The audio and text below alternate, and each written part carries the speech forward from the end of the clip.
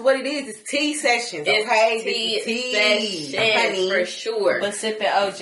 Yeah, okay. Yeah, we're sipping OJ. I'm going to go ahead and keep it real with y'all, honey. Is this a virgin mimosa? You know, I forgot to go get the champagne, so we're just strictly sipping on orange juice, but that don't matter. You know, health is wealth. You know, we all need our vitamin C. Period. So it's okay. I'm going to sip it all the same. Champagne, but I'm going to get my champagne and mimosa tomorrow. It would have been funny if you didn't tell me, though, and I would have been like, ooh, girl, I'm feeling this. Now, I should have done that. Like, now that I think I really should have.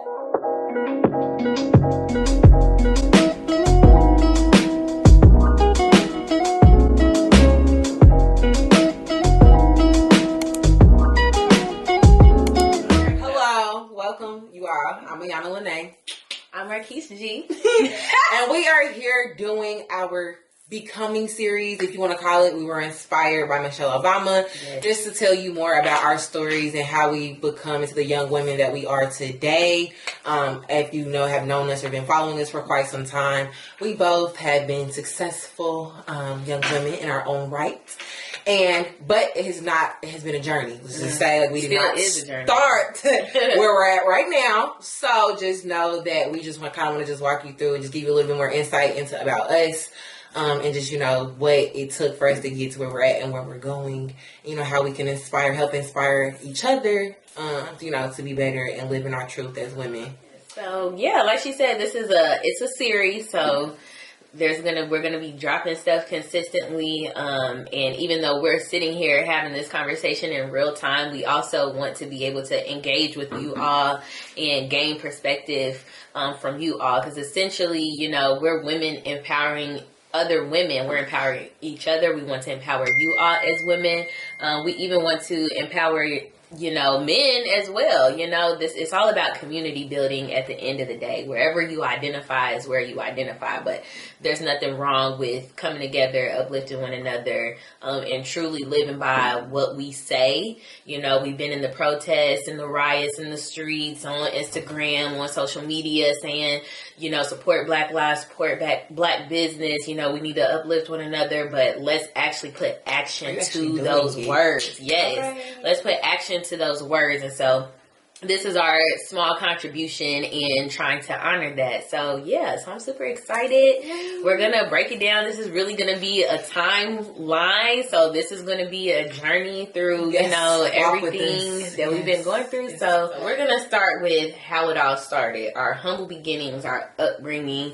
I don't know how this is going to be edited, but I really want to insert this clip of this TikTok that's been going around of this girl talking about people being mad of how you like grew up because you didn't like grow up struggling or something like that. She was like, okay, paper plate. Okay, dollar store plate. Have y'all seen that? But yeah, it definitely took me until the last 2 years to understand my privilege and what that looks like. And I think too, because, you know, the larger talk of privilege is white privilege. You know what I mean? So when you're only focused on that one, you know, style of privilege or that one terminology, you don't realize that everybody has a privilege of some sort. You know what I mean? Now, I understand that white privilege is being talked about in a different context. I totally get that, 100%.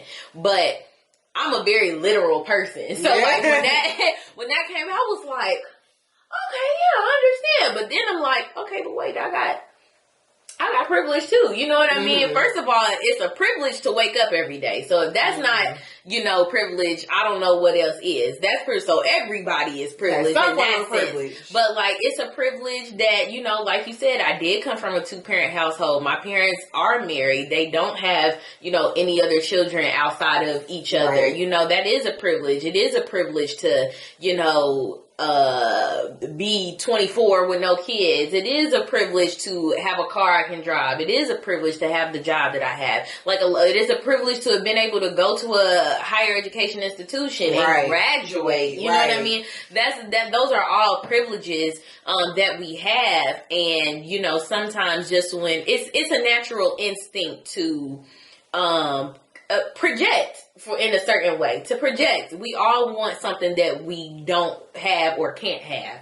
You know what I mean? Because there are other people like, shoot, I want to have Beyonce money. You know what I mean? All right, because don't get it twisted. I'm well off. You feel me? My parents are well off, but at the same time, You think I don't want to be dripped in Gucci, Louis, Chanel if I could? Because y'all know, honey, if I was rich, please believe y'all would see a Chanel bag on my wrist every day. Okay, a Chanel or Louis, I would twitch the bag up every day. Okay, so hilarious. Just know that's why I say I'm blessed, but I ain't rich. Okay, like for me, I always knew that I was different, but I couldn't understand why or exactly what until maybe about high school when I started seeing that people started expecting certain things from me. And like especially in my church, the church that I grew up in, it's a very like homey family type church. Like we all grew up together, like everybody we all cousins. Like, literally, I'm all the church mother. That's first lady. That's my church right there. Literally. All the uncles, that's how the pastor, the deacon, auntie, the choir director. It was just like, I started realizing, you get all, when you a kid and you doing good, you always get like the little like, oh, you're doing so well, you're so smart, you da-da-da-da-da. And then after a while, it comes to a point, because, there's going to be a point where like, I had to drop out of a class because I was like failing, you know what I mean? And I felt so like, oh my God, like, it's so devastating. Because people put so much pressure on you to, be this type of way. And it's just like, I had to really figure out why is my mindset like this? And then I started to realize too, especially after we graduated from high school, that people I value what value I can bring to other people. And so once I started realizing people were coming to me only saying the things that I was doing or the things that I've done, but not necessarily the things that I've done for them or how I impacted them, it started to really hit me like, okay, there's a disconnect. Yeah. There's a disconnect here. Even like I remember when I was in elementary school and this girl came, she was just like, "Are you rich?"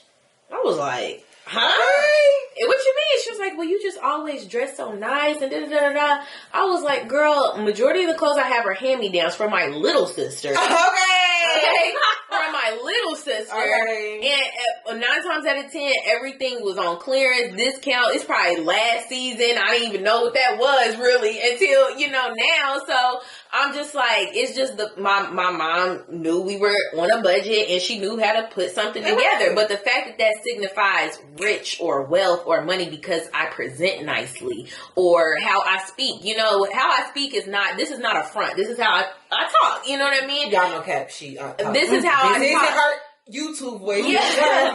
This is how I speak, which is, for lack of better use of terms, for people proper. You know what I mean? And I feel for like white. Exactly. No, and you don't know how many times in school I was called an Oreo.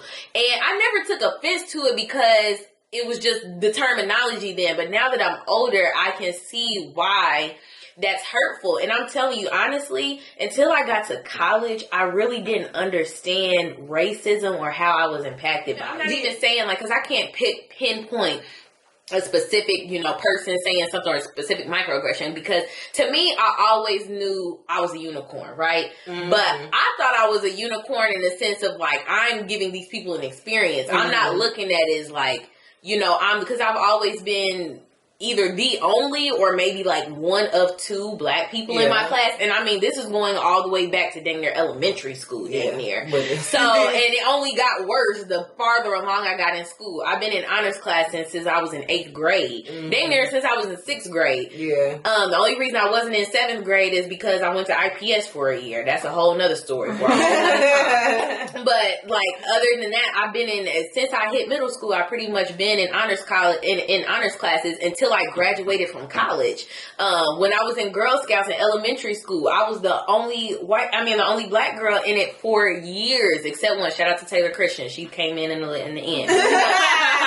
She came in there, but I was the only black girl in there to the point where like my troop leader was when we would go have camping trips, my troop leader would ask my mom like, "Is she gonna be okay?" And my mom was like ready to fight. Like, "What you mean? Is she gonna be okay?" It's like, "Girl, she because I wouldn't want to take her. I don't want to take her. You know what I mean?" Girl. But she's like, she just likes to, bathe and moisturize. In the wilderness, you really out there. Like we was camping, and I love camping. I feel like black people got different customs. But it's just like, but I'm coming. Look, I got the baby wipes. I got She's the like, wet "Don't let my nap. baby I hair still got come." lotion. You know, in the woods, you know, you can track all types of bugs, bears, Yeah. and stuff. So you really should be here. But we in my tent, we doing face masks. Okay, look, we're still We they didn't understand my culture, like, you know, where I come from, and I was too young to be able really to explain, understand that. like, or even understand that what you're Exactly. doing is a little bit different than what they're used Exactly. to. Yeah. When it really hit me, honestly, was like my last few months of college. I went on what I call my Ball State tour,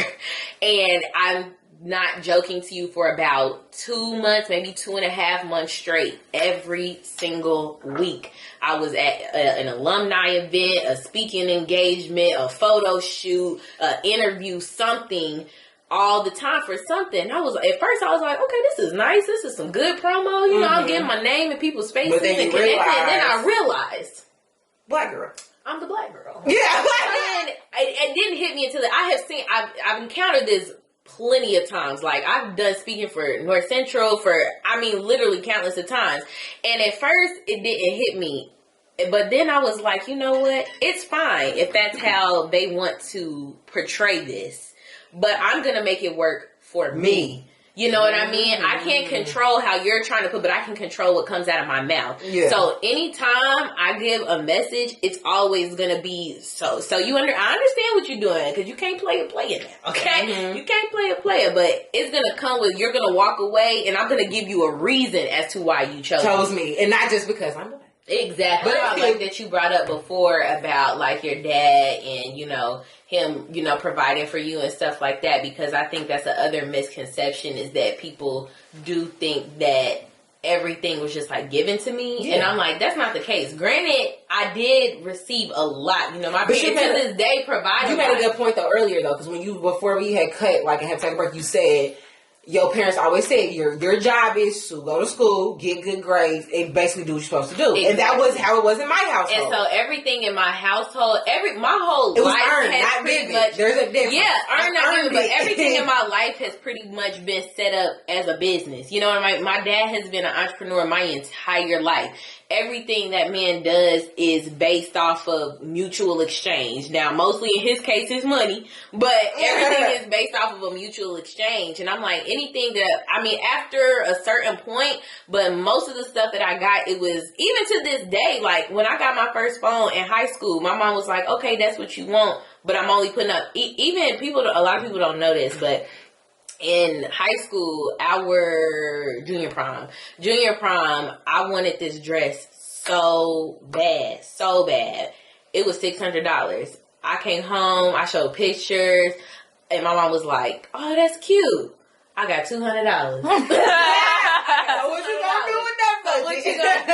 And I'm like, I literally, mind you, at the time, I was junior class president, which means I was planning the prom. We were decorating for the prom, putting all the favors together, selling all the tickets, setting up the venue. I was doing contracts, meeting with all the school administrators about rules and regulations. And business. I'm in honors classes. That was her I had a job. I was on the dance team. I was the captain. Like, I had stuff going on, but I really wanted this dress. So I started working at the dress shop. Period. On top of all you that, were working at the dress shop. That's funny because I never knew that's why you was working there. I worked at the dress shop because I wanted that dress. So I'm like, a lot of the stuff, my parents don't mind giving us things that we want, but they're like, you also need to work for it. There's certain things though, like, you gotta meet me halfway, or you gotta know that's not in my budget, so you gotta figure it out. So that is a misconception, because everybody think everything's just given to me. A lot of the nicer things I have, I paid for with my own money. Exactly. Because if it wasn't a need, if it was not a necessity, my mother and father would definitely pinch the coin on me. I knew from a young age what was I good at. I could work hard and I could get good grades. Every report card that came, my dad's a barber. Every report card that came out, please don't tell me I didn't come in. I walked around that barber shop. Hey, I got an A. Okay. $20. People understand that's a hustle. That's a hustle for me, because please understand, when grades came out, if you think my Uncle Chris, please believe almost for every A, I was almost getting about $24. I pretty much, like, almost every single time I got a great report card, I'm getting at least $100. From one person, I'm getting $100. So you think I'm calling Green and Papa Green? Look, I just got these good grades, you feel me? My daddy, I just got And I got rewarded for that because I'm doing what I'm supposed to do. Exactly. Like, you know, period. Like, and then, you know, to me, like, how I'm looking, this is my job. I go to school, I study, I get good grades, I get rewarded for it. So thank you for tuning into this episode of the Becoming series. Make sure you stay tuned for the next part.